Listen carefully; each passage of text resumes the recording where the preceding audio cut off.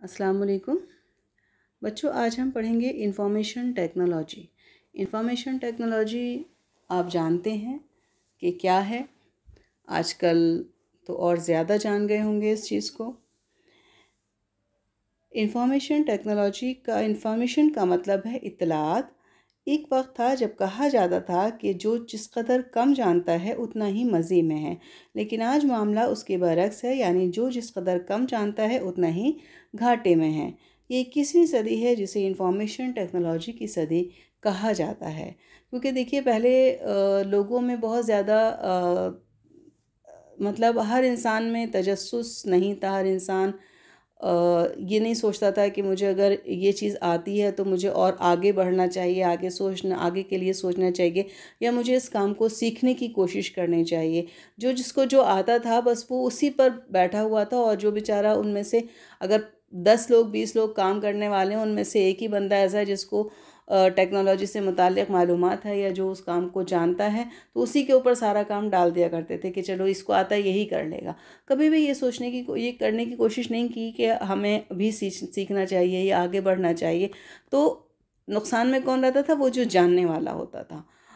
ठीक है, तो वो लोग, बाकी लोग फ़ायदे में रहते थे क्योंकि उनको काम करना ही नहीं पड़ता था, क्योंकि वो तो ये कह के छूट जाते थे कि हमें नहीं आता है। लेकिन आज के दौर में ऐसा नहीं है। आज अगर आप कोई काम आपको नहीं आता है तो आपको सीखना पड़ेगा, क्योंकि ये वक्त की ज़रूरत है।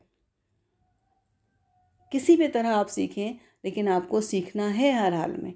और अगर आपको नहीं आता है, अगर आप नहीं सीखे हुए हैं, तो आप सबसे ज़्यादा नुकसान में हैं।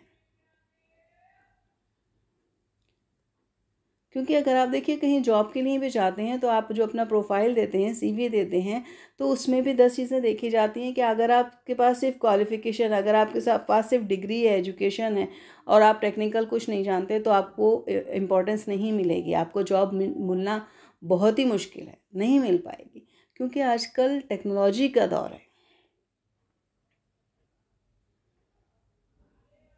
ठीक है, तो यही बात ये कह रहे हैं कि आज के दौर में अगर कोई जो जितना कम जानता है वो उतना ज़्यादा खसारे में, नुकसान में है।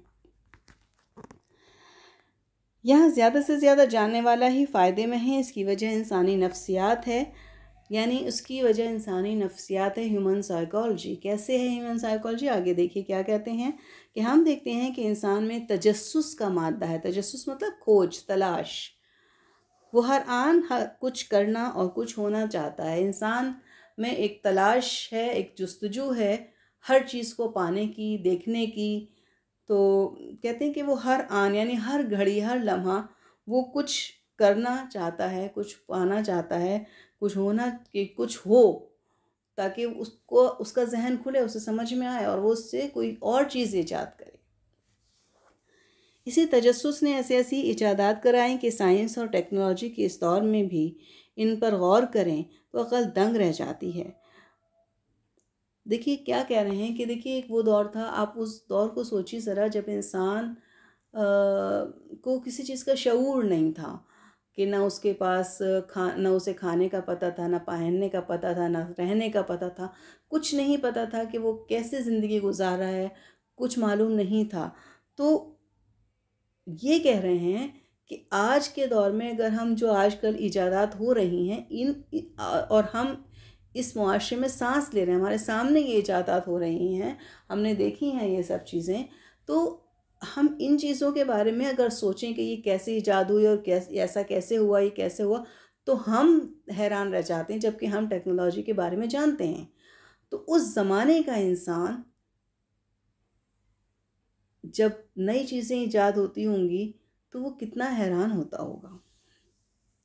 तो कह रहे हैं आज के दौर में हम हैरान रह जाते हैं, हमारी अकल दंग रह जाती है इन चीज़ों को देखकर, ईजाद की करदा चीज़ों को देखकर। हम एक बाखबर और तरक्की याफ्ता मुआशरे में सांस ले रहे हैं। बाखबर मतलब हमें अब हर चीज़ की खबर है, पल पल की खबर हमें मिलती है। एक ज़माना वो था जब हमें ये भी नहीं पता होता था कि मोहल्ले में क्या हो रहा है, पड़ोस में क्या हो रहा है। लेकिन आज हम दुनिया के कोने कोने से वाकिफ़ हैं। और बाखबर और तरक्की याफ्ता मुआशरे में सांस ले रहे हैं, मुआशरा सोसाइटी को कहते हैं, सोसाइटी में रह रहे हैं, बाखबर मुआशरे में, बाखबर सोसाइटी में रह रहे हैं।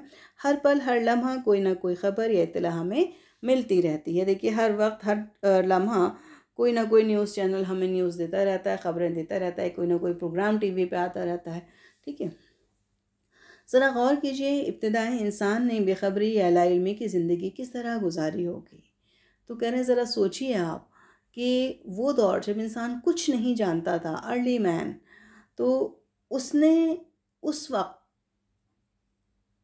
बेखबरी की ज़िंदगी और लाइल्मी की किस तरह गुजारी होगी, कैसे रहता होगा, कैसे ज़िंदगी गुजारता होगा, दीवानों की तरह इधर से उधर दौड़ता फिरता होगा।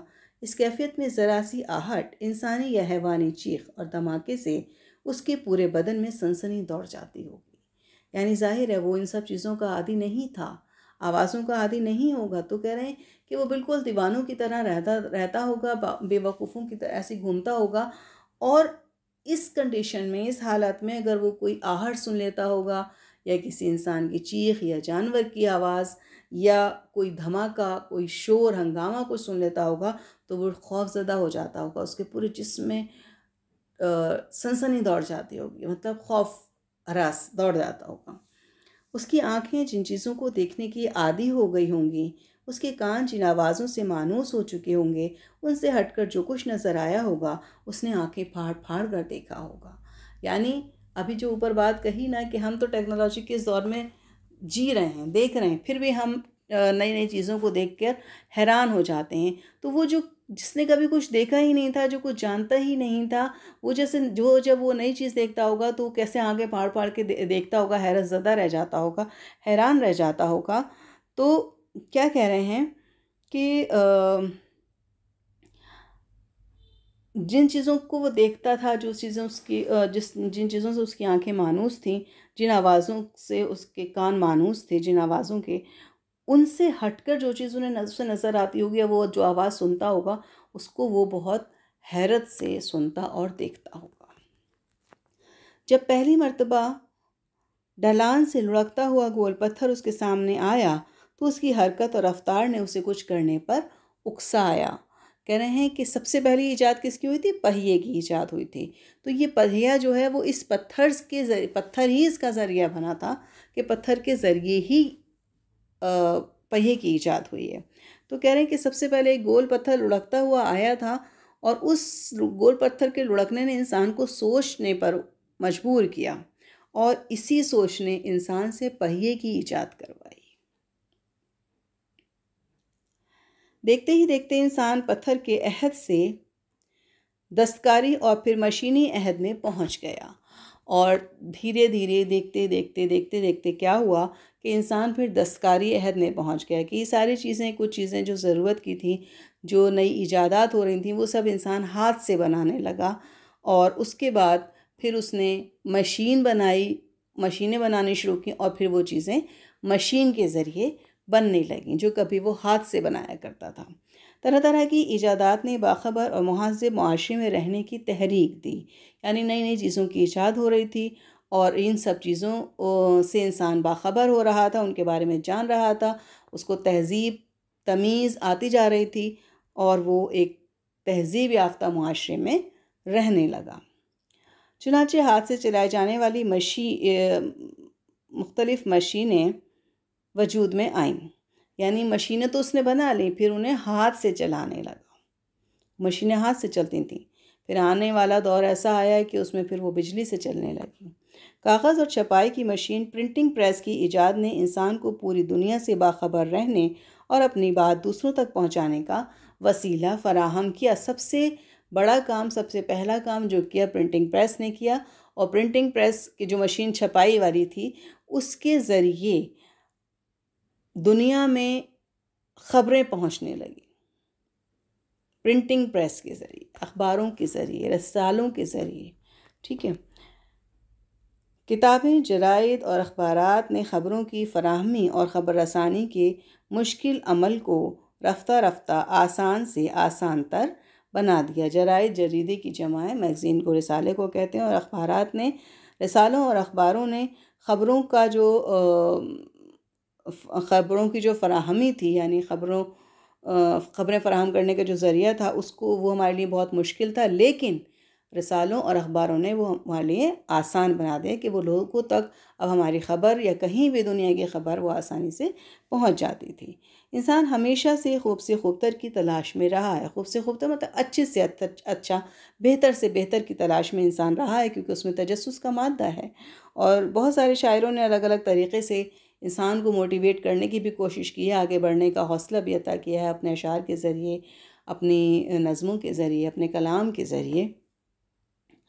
इसी तलाश और जुस्तजू ने telegraph, telephone, wireless, radio, transistor, satellite, telex, fax, computer, pager, cable, network और इंटरनेट जैसी इजादात सामने आईं।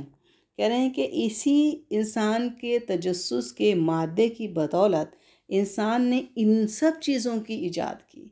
देखिए, इसमें से कुछ मैंने वहाँ से गूगल से सर्च की हैं। अगर आप लोग सर्च करेंगे तो आपको मिल जाएंगी। एक सेकंड में आपको दिखाती हूँ। ये देखिए, ये मशीनें थी। टेलीग्राफ की मशीन मुझे वहाँ गूगल से मिली है। ये तब मशीनें हुआ करती थी। ये टेलीग्राफ का है। रेडियो हुआ करता था पहले। ये देखिए, ये रेडियो हुआ करता था, ये है। और उसके बाद ट्रांसिस्टर था, ये ट्रांसिस्टर। फिर उसके बाद सैटेलाइट इन्होंने ज़िक्र किया है, सैटेलाइट का। और फैक्स मशीन हुआ करती थी। ये यहाँ से प्रिंटेड लेटर इसमें यहाँ से रखा जाता था, और वो जहाँ फ़ोन के ज़रिए पहुँच जाता था वहाँ ये रिसीव हो जाया करता था, प्रिंट हो जाता था, ये लेटर हमारे पास रह जाता था। ये फैक्स मशीन थी। ये पेजर था, इस पर ये मैसेज आ जाया करता था, बहुत शॉर्ट मैसेज आता था इस पर। तो फिर उसके बाद आपको कहीं कॉल करनी हो या कुछ इस तरह का मैसेज, ये सब ये बहुत छोटा सा होता था। और उसके बाद में ये टेलेक्स मशीन है। देखिए, ये टेलेक्स मशीन आ गई है यहाँ पर। ये पहले इस तरह से हुआ करती थी, फिर उसके बाद यहाँ ये स्क्रीन भी आने लगी है। और उसके बाद में ये एक हमारे पास जो लास्ट बच्चा है, ये थी बस टेलेक्स मशीन तक। यहाँ तक मेरे पास मुझे ये चीज़ें मिली हैं कुछ, तो मैंने इन्हीं को आपको दिखाने की कोशिश की है थोड़ा सा। अगर आप लोग सर्च करेंगे तो आपको भी मिल जाएंगी, इससे ज़्यादा बेहतर मिल जाएंगी। ठीक है। तो अब इत्तलात ख़बरों की फ़राहमी और ख़बर रसानी का दुनिया भर में एक जाल बिछ गया। यानी अब ख़बरें एक दूसरे तक पहुंचाने का जो एक मज़बूत सिलसिला कायम हो चुका था, और वो ऐसा लगता था कि जैसे अब ख़बरें फैलाने का एक जाल बिछ गया है। 1830 में टेलीग्राफ और 1876 में टेलीफोन की ईजाद के वक्त मौजूदों ने ये तो ज़रूर सोचा होगा कि हमारी ईजादात आइंदा ज़माने में इजाफे और तब्दीलियों के साथ दुनिया की गरह कदर खदमात अंजाम देंगी, लेकिन उन्हें यह ख्याल नहीं आया होगा कि 100-150 बरस बाद ख़बर या पैगाम रसानी का एक ऐसा मजबूत और मरबूत निज़ाम वजूद में आएगा जो इस वसी और अरीज़ दुनिया को समेट कर रख देगा, और जिसे इंफॉर्मेशन टेक्नोलॉजी का नाम दिया जाएगा। यानी ये कह रहे हैं कि 1830 में टेलीग्राफ की ईजाद हुई और 1876 में टेलीफोन की ईजाद हुई। तो कह रहे हैं उस वक्त ये जो ईजाद करने वाले थे, जिन लोगों ने इन चीज़ों की ईजाद की है, उस वक्त उन्होंने ये तो ज़रूर सोचा होगा कि आने वाले वक्त में इसमें तब्दीलियाँ रूनुमा होंगी। यानी ज़ाहिर है, कोई भी चीज़ अगर बनती है शुरू में, तो उसमें फिर धीरे धीरे चेंजेस आने शुरू हो जाते हैं, और फिर वो एक बहुत अलग सी शक्ल इख्तियार कर लेती है। बहुत सारे फंक्शंस उसमें आ जाते हैं, बहुत सारी चीज़ें आ जाती हैं। ठीक है। तो कह रहे हैं कि उन्होंने भी ये तो सोचा होगा कि इसमें धीरे धीरे कुछ और तब्दीलियाँ आएंगी, लेकिन उन्होंने ये नहीं सोचा होगा कि ये ऐसा एक ऐसी चीज़ बन जाएगी जो पूरी दुनिया को समेट कर रख देगी। इस लंबी चौड़ी दुनिया को पूरी कोई समेट कर रख देगी, बहुत मुख्तसर कर देगी। बहुत मुख्तसर कर देगी का मतलब यह है कि कोई भी ख़बर दुनिया के किसी भी कोने से लम्हों में, सेकंड्स में कहीं से कहीं तक पहुंच जाएगी, और इसे इंफॉर्मेशन टेक्नोलॉजी का नाम दिया जाएगा। आज घर के गोशे में मेज़ पर रखा हुआ, गोशा मतलब कोना, रखा हुआ टेलीविज़न या कंप्यूटर हमें दुनिया भर के मामलात से हर पल बाखबर करता रहता है। जदीद टेक्नोलॉजी की बदौलत 24 घंटे 7 समंदर पार की बड़ी से बड़ी और छोटे से छोटी खबरें, इत्तलात और पैगाम पलक झपकते उधर से इधर पहुंच जाती हैं।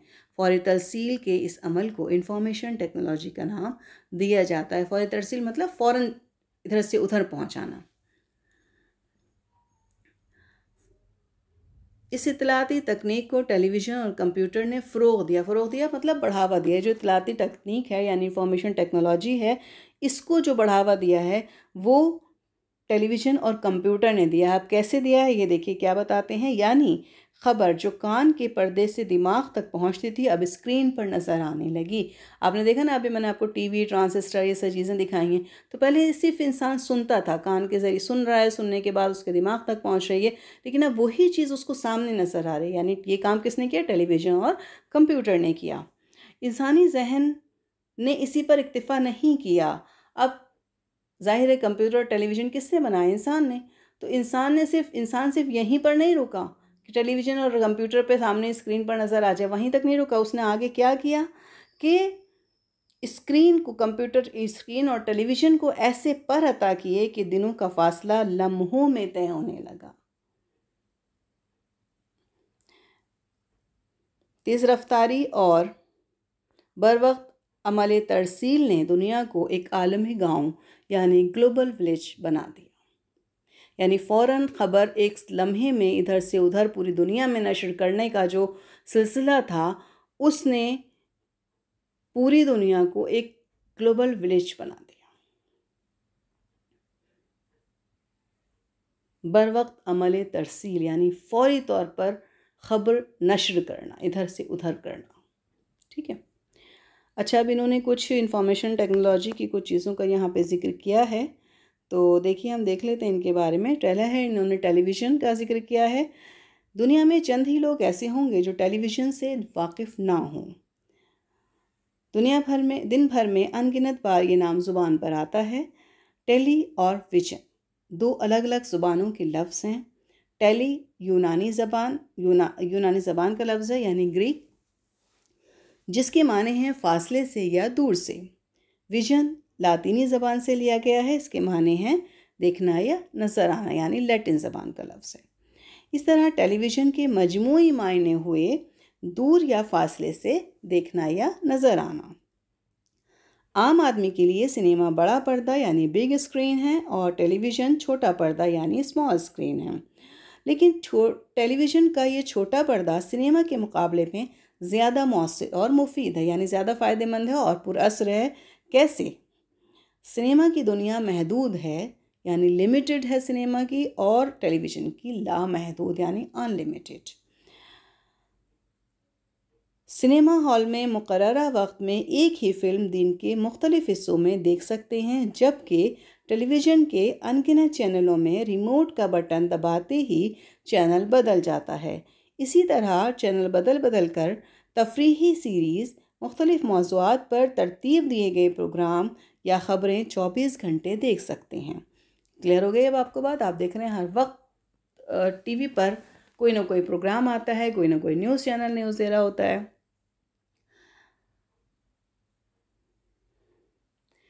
तकनीक के एतबार से टेलीविज़न रेडियो की ऐसी तरक्की याफ्ता शक्ल है जिसे हम सुनते ही नहीं, देख भी सकते हैं।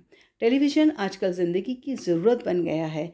इसके मुतादिद चैनल्स ख़बरों और मालूमात से भरपूर प्रोग्राम पेश करते हैं, लेकिन ऐसे चैनल्स जो सिर्फ सीरियल्स और तफरीही प्रोग्राम पेश करते हैं, इसके अफादी पहलू पर गालिब आ गए हैं। देखिए, किसी भी चीज़ के फ़ायदे और नुकसानात दोनों होते हैं। तो यहाँ जो ये बात की है इन्होंने लास्ट में, यही बात की है कि टेलीविज़न जो है उसके बहुत फ़ायदे हैं, ज़िंदगी की ज़रूरत बन गया है, बहुत फ़ायदेमंद चीज़ है।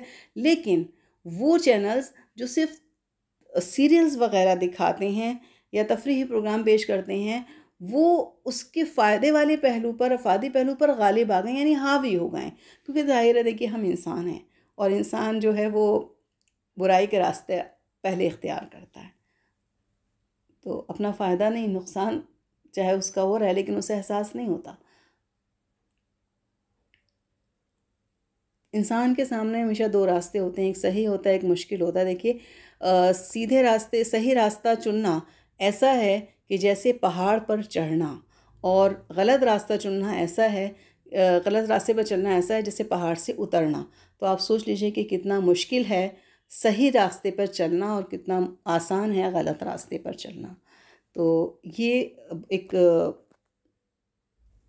सोच, क्या ये इंसानी फितरत है कि वो नफ्स पे काबू नहीं पा पाता। जिसे नफ्स पे काबू पा लेगा ना, उस दिन दुनिया सुधर जाएगी। तो टेलीविज़न के लिए भी यही है कि उसमें दोनों चीज़ें आती हैं, अच्छे और बुरे सब तरह के प्रोग्राम आते हैं, लेकिन लोग वो प्रोग्राम, तफरीह के प्रोग्राम, सीरियल्स वगैरह ज़्यादा देखते हैं जो उसके फ़ायदे वाले पहलू पर हावी हो चुके हैं। दूसरा है हमारा कंप्यूटर। अगले वक्तों की कहानी में एक कहानी अलादीन और जादुई चिराग, याद होगा आपको, आपने सबने सुनी होगी। अभी बल्कि कुछ दिन पहले एक मैंने कहीं वो भी देखा था, इसका एडवर्टीज़मेंट भी था कि अलादीन और जादू का दीपक, वो शायद टीवी पे कोई आया करती थी कहानी। अलादीन जब जब इस चिराग को रगड़ता तो एक जिन बरामद होता और कहता, क्या हुक्म है मेरे आका। चलिए अच्छा, ये लिखिए, ये बताइए कि आप में से अगर आपके पास अलादीन का चिराग होता तो आप क्या क्या मांगते। सोच के लिखिएगा। 20वीं सदी की ईजाद कंप्यूटर भी एक जिन की तरह है, हर वक्त इंसानी अहकाम के ताबे नज़र आता है। यानी जाहिर है कंप्यूटर है, कंप्यूटर को ऑपरेट तो इंसान ही कर रहा है, और कंप्यूटर को कह रहे हैं कि ये बिल्कुल जिन की तरह है कि एक सेकंड में, एक लम्हे में हमने कोई इंफॉर्मेशन ढूंढनी है तो हमने वहाँ लिखा और फटाफट हमारे पास बहुत से वेबसाइट्स आ जाती हैं, बहुत सी इंफॉर्मेशन आ जाती है। ठीक है, तो कंप्यूटर ऐसा मशीन ही हर वक्त इंसान के ताबे, यानी हर वक्त इंसान के हुक्म का ग़ुलाम बना हुआ है। कंप्यूटर ऐसा मशीनी आला है, यानी इंस्ट्रूमेंट है, जो अक्ल से आरी है, यानी अक्ल से आरी है, यानी अक्ल से खाली है। कंप्यूटर के पास अक्ल नहीं है। आरी एन से लिखा गया है, तो एन अलिफ रे, ये आरी का मतलब होता है खाली, और एक आरी अलिफ मद से लिखा जाता है। अलिफ मद रे, और ये वो आरी होता है औज़ार जिससे लकड़ी या लोहा वगैरह काटा जाता है, वो आरी औज़ार है, वो अलिफ मद से लिखा जाता है, और ये आरी एन से लिखा गया है, इसका मतलब है ये खाली। तो कह रहे हैं कि वो अक्ल नहीं है उसके पास, और लेकिन 1000 जिनों पर भारी है काम के हिसाब में, कि इतनी जल्दी तो जिन भी काम नहीं करेंगे जितनी तेज़ी से वो कर देता। कंप्यूटर इलेक्ट्रॉनिक्स की देन है जिसने जिसने हमारी ज़िंदगी के हर शोबे को मुतासिर किया है, यानी हर शोबे पर, ज़िंदगी के हर हिस्से पर असरअंदाज हुआ है कंप्यूटर का बुनियादी मकसद, यानी बेसिक एम जो है, वो हर तरह की मालूमात को यकजा करना, यानी इकट्ठा करना, और उन्हें तरतीब देना, और उन्हें सिलसिलेवार करना। लातिनी ज़बान का एक लफ्ज़ कंप्यूटियर है, जिसके माने हैं आदाद व शुमार, डाटा का हिसाब किताब करना। यही लातिनी लफ्ज़ अब कंप्यूटर की शक्ल में इलेक्ट्रॉनिक मीडिया का नाम है, इलेक्ट्रॉनिक ईजाद का नाम, सॉरी। उसके बाद तीसरा इन्होंने हमें दिया है इंटरनेट। इंटरनेट की आजकल कितनी अहमियत हो रही है ना, सबको समझ में आ रही होगी इंटरनेट की अहमियत। इंटरनेट कंप्यूटर के किसी एक अमल या तरीक़ेकार का नाम नहीं है। इंटरनेट का ताल्लुक एक से ज़ायद कंप्यूटर से है, यानी एक से ज़्यादा कंप्यूटर से है। जब एक कंप्यूटर को किसी दूसरे कंप्यूटर से जोड़ा जाता है तो दोनों एक दूसरे की मालूमात, आदाद व शुमार और प्रोग्राम की फ़ाइलें एक दूसरे से में मुंतकिल कर देते हैं, यानी शेयर कर देते हैं, ट्रांसफ़र कर देते हैं। इसी तरह 2 से 3, 3 से 4 और अनगिनत कंप्यूटरों से राब्ते का अमल नेटवर्क कहलाता है। आपने अपने स्कूल्स में देखा होगा, कंप्यूटर लैब में सारे कंप्यूटर एक दूसरे से जुड़े हुए होते हैं। नेटवर्क छोटे पैमाने पर एक दफ्तर या एक इदारे में, इंस्टीट्यूट में या ऑफिस में हो सकता है। इसे लोकल एरिया नेटवर्क कहते हैं। लेकिन जब इसी नेटवर्क को वसी पैमाने पर, यानी बड़े पैमाने पर इस्तेमाल किया जाता है कि पूरी दुनिया को कंप्यूटर बाहम मरबूत के पूरी दुनिया के कंप्यूटर बाहम मरबूत हो जाएं, यानी जुड़ जाएं एक दूसरे से, पूरी दुनिया के कंप्यूटर्स, तो ये तरीक़ाकार वाइड एरिया नेटवर्क कहलाता है। पूरी दुनिया के कंप्यूटर्स जुड़े हुए हैं उससे। आप कह सकते हैं इंटरनेट दुनिया भर में फैले हुए नेटवर्क्स का नेटवर्क है, जिसके ज़रिए पूरी दुनिया में कंप्यूटर एक दूसरे से जुड़े हुए हैं। इस आलमी इंटरनेट को इंफॉर्मेशन सुपर हाईवे यानी मालूमात की शाहराह का नाम दिया गया है। शाहराह रास्ते को कहते हैं, सड़क। इंटरनेट का सबसे बड़ा फ़ायदा यह है कि घर बैठे दुनिया भर की मालूमात कम वक्त और कम खर्च में हासिल हो सकती है। अपने कंप्यूटर नेटवर्क के ज़रिए दुनिया भर में फैले हुए अजीज़ व अकारिब से बातचीत कर सकते हैं। अजीज़ व अकारिब जो आपके रिश्तेदार हैं, अजीज़ हैं, मिलने जुलने वाले हैं, उनसे आप कंप्यूटर नेटवर्क के ज़रिए बातचीत कर सकते हैं, चाहे वो दुनिया के किसी भी कोने में। आप जानते हैं बहुत अच्छे तरीके से तालीम, कारोबार, सेहत और बीमारी से मुताल्लिक़ मशवरे दस्तयाब हो सकते हैं। सफ़र और तरीक़े सफ़र के लिए इंटरनेट एक रहबर का काम अंजाम देता है, रहबर रास्ता दिखाने वाला। इंटरनेट के वसीले से, उसके ज़रिए से आप दुनिया भर से निजी या तिजारती अशिया का ऑर्डर देकर उन्हें घर बैठे हासिल कर सकते हैं, जिसे आप ऑनलाइन शॉपिंग कहते हैं। दुनिया भर के अखबारात और रिसालों का मुताला कर सकते हैं, ई बुक्स।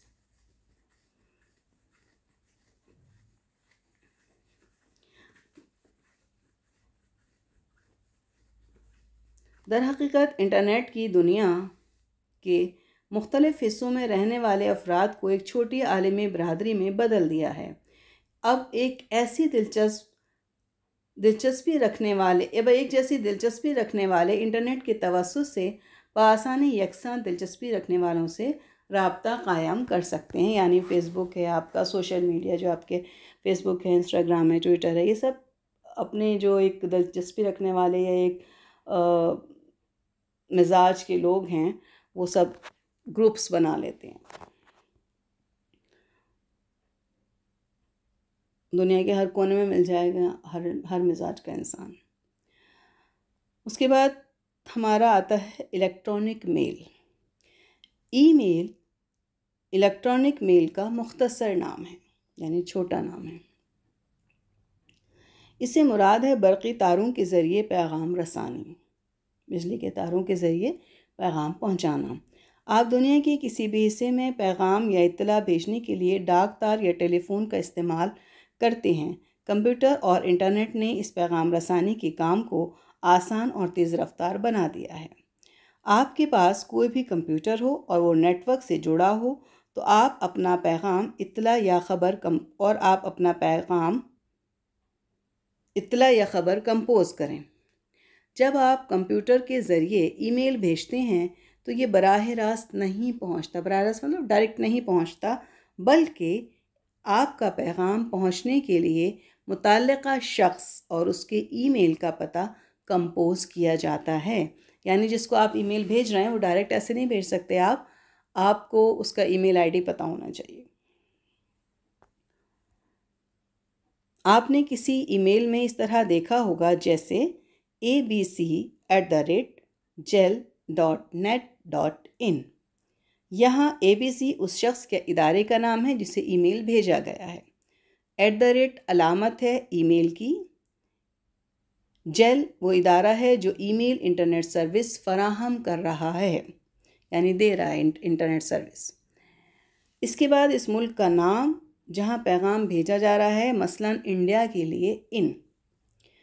ईमेल ना तो डाक है ना ही टेलीफोन कॉल, ये एक नया मवासलाती निज़ाम है, यानी ख़बर पहुँचाने का या ख़त भेजने का एक नया ज़रिया है। इसका सबसे बड़ा फ़ायदा ये है कि डाक के ख़तों के मुकाबले में ये इंतहाई तेज़ रफ्तार और सस्ता है। ज़ाहिर है डाक से आप ख़त भेजेंगे तो 15 दिन में 20 दिन में पहुँचेगा, और पहुँचेगा भी या नहीं। अब तो सिस्टम ही ख़त्म हो गया, अब तो कहीं लेटर बॉक्स भी नहीं नज़र आते। आपने कभी देखे होंगे लेटर बॉक्स? रेड कलर का होता था, मुझे इस वक्त मैंने दिखाया नहीं। आप इंटरनेट पे उस पर सर्च करेंगे आपको लेटर बॉक्स दिख जाएगा। तो उसमें लेटर लिखा जाता था, पहले वो इनलैंड लेटर वहाँ से लिया जाता था पोस्ट ऑफिस से, फिर उसे लिखा जाता था। लिखने के बाद आप उसे पोस्ट करेंगे, पोस्ट के बाद भी फिर 15 दिन 10 दिन लग जाएंगे उसको पहुंचने में, फिर वहां से जवाब आने में। तो कह रहे हैं कि इंतहाई तेज़ रफ्तार है ये इंटरनेट का, कि आपने इधर मैसेज भेजा, लेटर भेजा, उधर आपका जवाब आ गया। इसके लिए पोस्टमैन की आमद या टेलीफोन की घंटी बजने का इंतज़ार नहीं करना होता। ख़त खोलकर किसी दूसरे शख्स के पढ़ने या डाक की गड़बड़ या दूसरे शख्स का फ़ोन सुनने का ख़दशा भी नहीं रहता। ख़दशा मतलब डर, खौफ। आप जिसे ईमेल भेज रहे हैं वो अपने कंप्यूटर पर किसी भी वक्त ईमेल खोलकर पढ़ सकता है और उसी लम्हे जवाब दे सकता है। इंफॉर्मेशन टेक्नोलॉजी बुनियादी तौर पर कंप्यूटर की देन है। कंप्यूटर जिसके मुताल्लिक़ किसी ने कहा था कि 21वीं सदी में कंप्यूटर से जो लोग दूर रहेंगे उनका शुमार जाहिलों में होगा। क्या आप आज सोचते हैं ऐसा? जो कंप्यूटर नहीं जानते, जाहिर है सब तो नहीं जानते, उनके बारे में आपकी क्या राय है? क्या सोचते हैं आप उनके बारे में? ठीक है, उसको भी लिखिएगा ज़रा। अच्छा, चलिए, ये हमारा सबक हो गया। देखिए, ये इसमें बहुत सी चीज़ें ऐसी हैं जो आप जानते हैं और आप यूज़ टू हैं, आप उन्हें यूज़ कर रहे हैं। ठीक है, और मेरे ख़्याल में तो आप जिस जनरेशन से ताल्लुक़ रखते हैं, जिस माहौल में जी रहे हैं, आप इस सबक से ज़्यादा जानते होंगे। ठीक है, बहरहाल ये आपने सबक पढ़ लिया। आप आगे देखते हैं इसके सवाल जवाब ज़रा।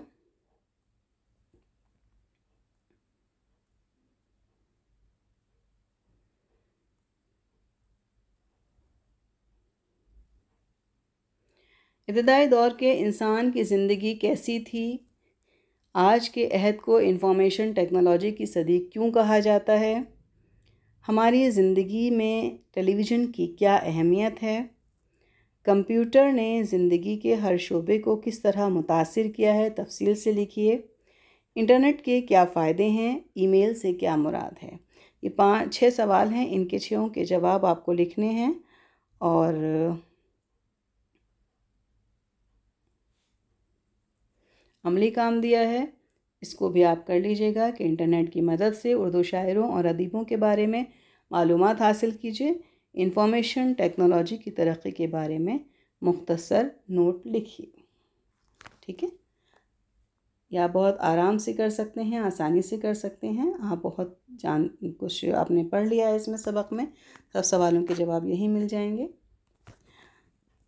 अल्लाह हाफ़िज़।